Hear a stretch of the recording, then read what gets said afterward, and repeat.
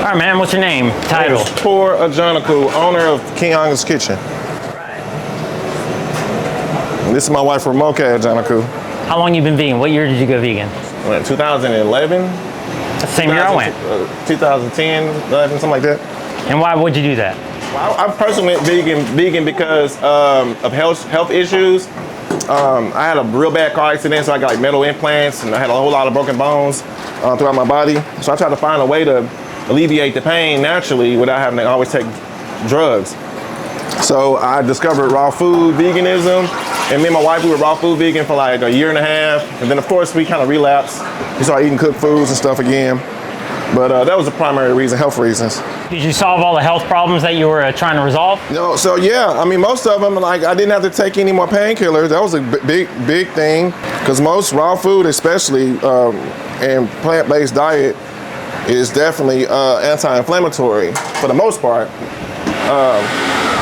Of course, some things, will cause inflammation, but that was the most thing. It did help with my pain. Right on. And did you notice any other changes physiologically, mentally, or emotionally? Energy levels went through the roof. I was calmer and more peaceful. Something about meat, it tends to make people, in my opinion, it makes people a little bit more aggressive. Some cultures would eat meat just to prepare for war, because it made you more aggressive. That's interesting, because the barley men, they avoided meat and they became gladiators. Not all cultures, so I know everything not the same, but for me, it definitely helped with my health and energy levels. I felt calmer, felt more clear-headed. I wasn't as foggy. When I was under any kind of pressure, I was able to calm myself and navigate my way through any issue a little easier versus when I wasn't a vegan. Right on. And then what kind of foods were you eating before that? Standard American diet, brother. We eating anything I wanted to eat at the point. Yeah.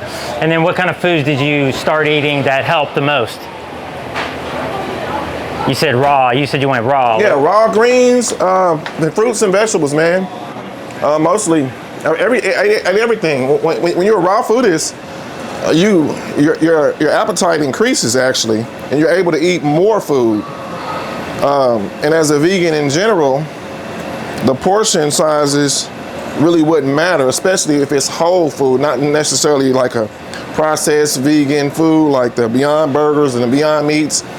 We don't make that in our restaurant. Everything that we cook from scratch.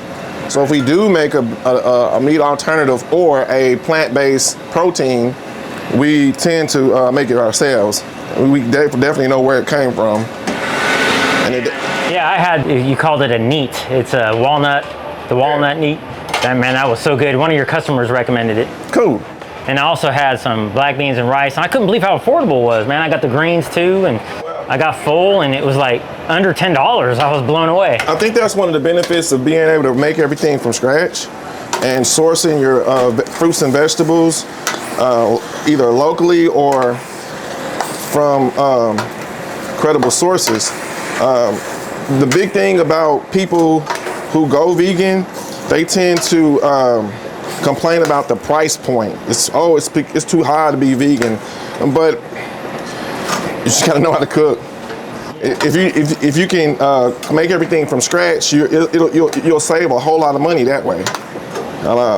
People tend to buy the fake meats and the already processed vegan foods, and that stuff is pricey. So that makes sense if it's high. Yeah. And that's not as healthy either.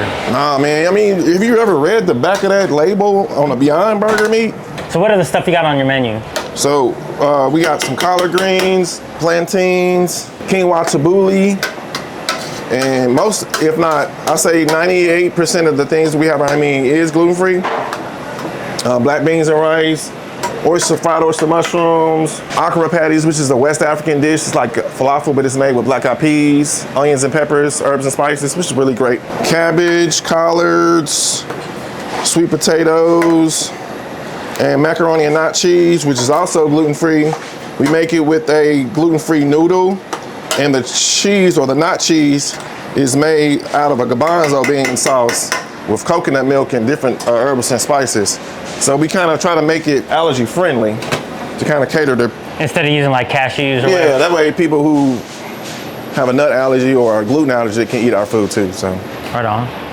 Good stuff, man. And where are you located? We're in Knoxville, Tennessee. Currently, we're at the Marble City Market, but in the future, we're gonna have a food truck. So definitely look us up on social media at Kianga's Kitchen on Instagram and Facebook. Okay, what are the URLs? Or like, how do we find it on Instagram? Kianga's Kitchen. Okay. So it's Kiangas Kitchen. And did your wife go vegan with you? Yeah. Nice, nice. All at the same time, huh? Yep. Is there any ethical component to it? I don't want to hurt anything. I didn't want to hurt a plant.